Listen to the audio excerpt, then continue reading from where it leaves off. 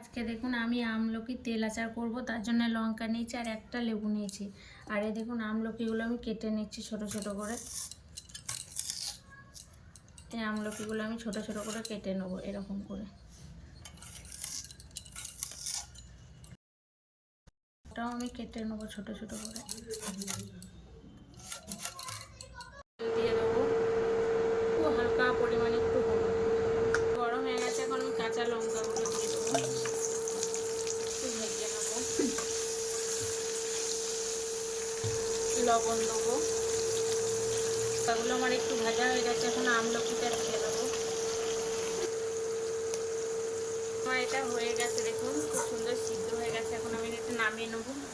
এটা আমি এখন ঠান্ডা করতে দেবো। মশলা করে নিয়েছি তো এতে সর্ষে, ধনে আর জিরে আছে। এটা আমি ভেজে গুঁড়ো করে নিয়েছি, তাই এই মশলাটা এখন আমি দিয়ে দেবো।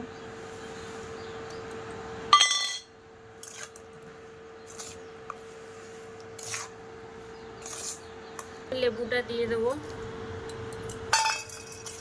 এবার আমি স্টোর করে রাখবো আর 2-3 দিন রোদে দেবো।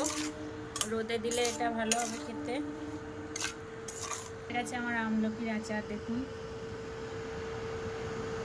আমাদের যদি এই শীতে কারো পা হাত ফেটে যায়, তাহলে তেল আর সর্ষের তেল আর মোম দিয়ে গরম করে পায়ে লাগাবে। 1-2 বার লাগানোই ঠিক হয়ে যাবে।